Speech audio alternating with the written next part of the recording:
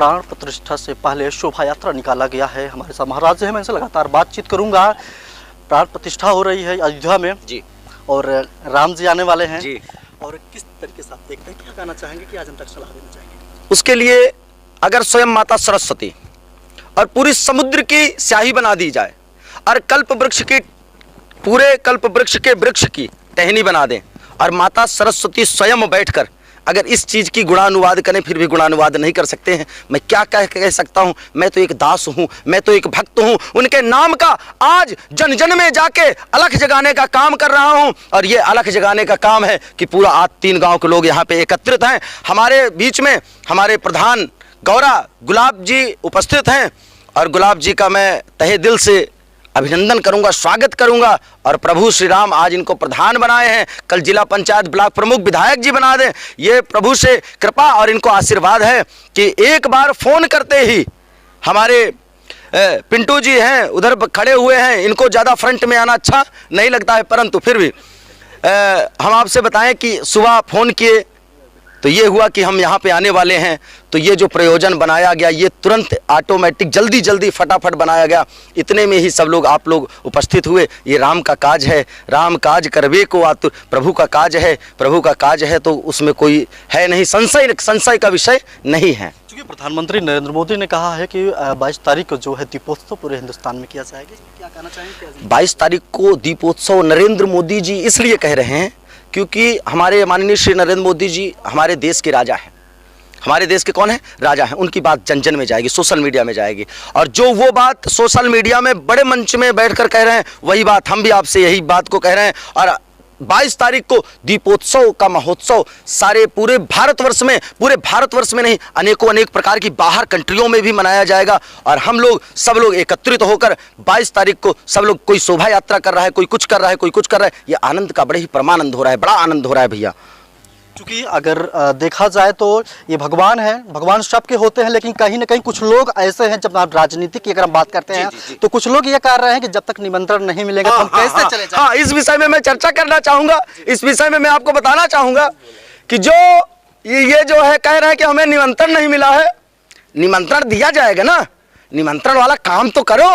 निमंत्रण वाला जिन्होंने काम किया उनको निमंत्रण दिया गया और जिन्होंने निमंत्रण वाला काम नहीं किया है, हम अपने बेटा और बेटी की शादी नहीं कर रहे हैं कि उनको निमंत्रण दिया जाएगा। जिसको आना है आए, जो सनातनी है, जो राम भक्त है वो दौड़ के आएगा, जो आस्तिक है वो दौड़ के आएगा, जो नास्तिक है वो निमंत्रण देने के बाद भी नहीं आएगा। ये प्रमाण है। मैं बड़े बड़े नेताओं का ये मैं नाम नहीं लेना चाहूँगा और ना किसी पार्टी का नाम लेना चाहूँगा, लेकिन आपसे ये बात जरूर बताना चाहूँगा कि ये मुद्दा है। मैं अभी अयोध्या भी गया था तो ABP न्यूज़ वाले से भी बात हुई थी और लोगों ने तमाम प्रकार की ये बात तो बढ़ाई थी। ये राजनीतिज्ञ, उनको चाहिए हाँ निमंत्रण दो, सम्मान दो, माला चढ़ाओ, फूल चढ़ाओ, करना कुछ नहीं है, खाना खाना है, बनाओगे नहीं तो खाओगे क्या भैया?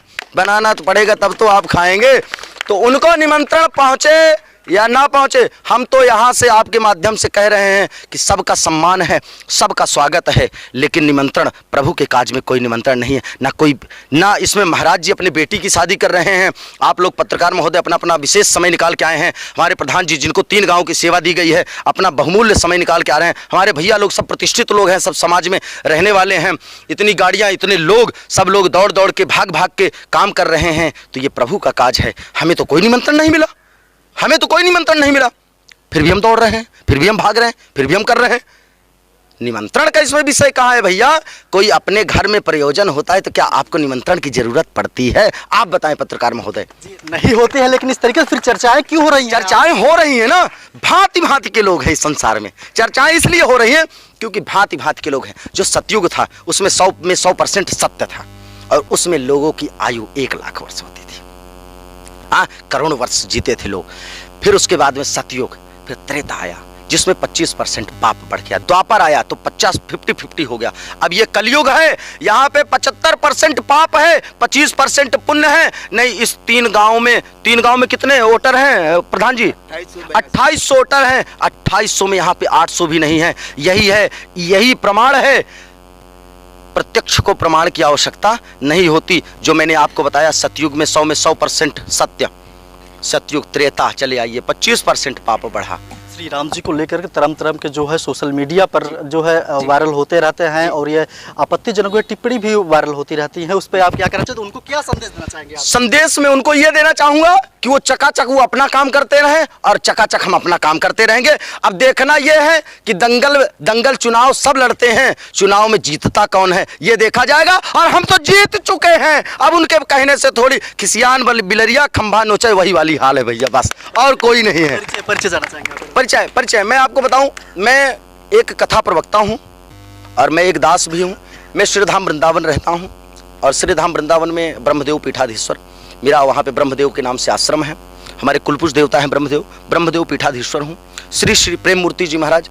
और ये जहाँ पे हम उपस्थित हुए हैं ये कोई हमारे लिए, हम यहाँ के चीफ गेस्ट नहीं हैं। चलिए आज प्रभु का काम है, बाकी ये हमारी बहन का घर है, ये हमारी रिश्तेदारी है, ये हमारी नातेदारी। हम यहाँ पे नंगे घूमे हैं, आज हम यहाँ पे ये पदवी पे आ गए, लेकिन यहाँ पे हम नंगे घूमे हैं। ये सब यहाँ पे जो सम्मानित हैं ये सब हमारे रिश्तेदार हैं, सब हमारे घर के लोग हैं, सब यहाँ पे उपस्थिति दर्ज करा रहे हैं। हमें बड़ी प्रसन्नता हो रही है। ये थे प्रेम मूर्ति जी। और आप सभी को बताते चलें कि पूरे हिंदुस्तान की अगर हम बात की तो सबकी नज़र जो है अयोध्या पर है। असमनी के साथ शिवम वर्मा, टीवी भारतवर्ष, प्रयागराज।